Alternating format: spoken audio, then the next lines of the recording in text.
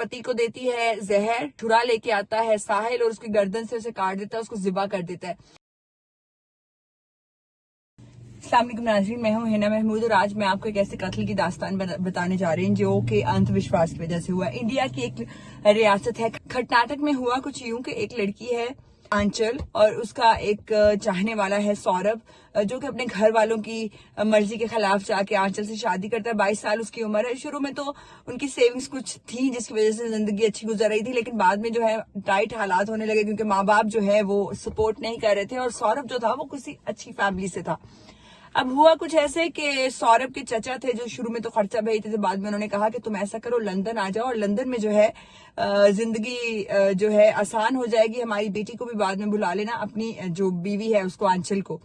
तो सौरभ डॉक्यूमेंटेशन के बाद चला जाता है बाहर और बाहर जाके वो काम शुरू करता है, मेहनत शुरू करता है, जबकि आंचल जो है वो इंडिया में अकेली होती है। अब आंचल की बिल्कुल साथ वाले घर में एक उसकी सहेली बन जाती है जिसका नाम होता है रेखा।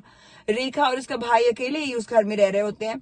रेखा की 1 साल बाद होती है शादी। घर में सिर्फ रह जाता है उसका भाई साहिल। साहिल नाम था उस लड़के का।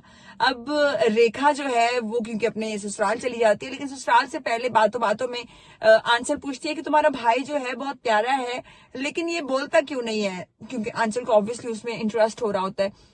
तो वो कहती है कि ये ना आज तक 4 साल पहले हमारी वालिदा का इंतकाल हुआ था, लेकिन आज तक ये उस चीज से बाहर नहीं निकल सका। ये आज तक अपनी माँ, हमारी माँ को जो है मैसेज करता है, लेकिन मैसेज करने के बावजूद, क्योंकि ऑब्वियसली रिप्लाई तो आ नहीं सकता, लेकिन इसने आज तक यकीन नहीं किया। रेखा की शादी के बाद आंचल बहुत कोशिश करती है कि साहिल को उसमें इंटरेस्ट पैदा हो, लेकिन साहिल को कोई इंटरेस्ट पैदा नहीं होता।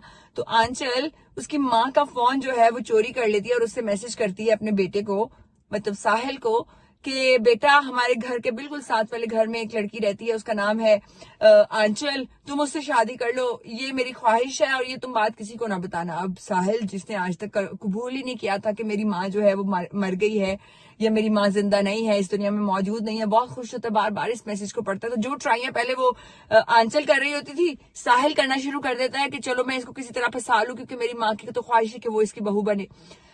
अब सीन चल पड़ता है, दोस्ती जो है वो हो जाती है और रिलेशनशिप में ये दोनों आ जाते हैं।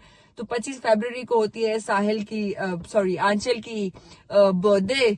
तो सौरभ जो उसका शौहर है, जिसने इश्क मोहब्बत में शादी की, अपना पैसा माल सब कुछ छोड़ दिया होता है, वो अचानक से इंडिया में आता है और अपनी बीवी को देता है सरप्राइज। लेकिन बीवी को तो अब उसमें कोई इंटरेस्ट ही नहीं है, क्योंकि उसका तो माशूका चल पड़ा है साहिल के साथ।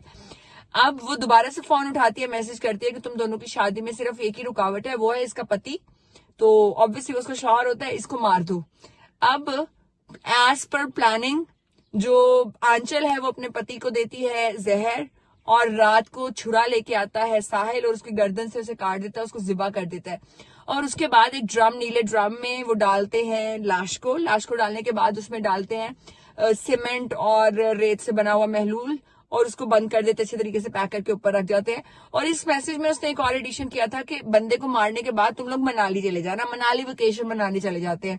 अब जब चचा जान जो है वो बार बार कांटेक्ट करते हैं लेकिन सौरभ से कांटेक्ट नहीं हो पाता, तो वो पुलिस को बताते हैं। पुलिस जो है सारे घर की तलाशी लेती है, घर नीट क्लीन कुछ नहीं होता। ऊपर जाते हैं, छत पे ये इन्होंने संभाल के रख दिया होता है जो नीले रंग का ड्रम था। अब ड्रम को जब खोलते हैं उसमें महलूल होता है, उन्हें शक होता है पुलिस को। तो पुलिस करती क्या है, पुलिस करती है कि मजदूर बुलाती है, उनसे वो तोड़वाती है। जब वो तोड़ते हैं तो अंदर से निकलती है सौरभ की लाश। सौरभ की लाश के बाद वो कहते हैं कि इसकी बीवी कहाँ है, उसने क्यों नहीं कोई हाथ पांव मारे कि पति मेरा कहाँ चला गया।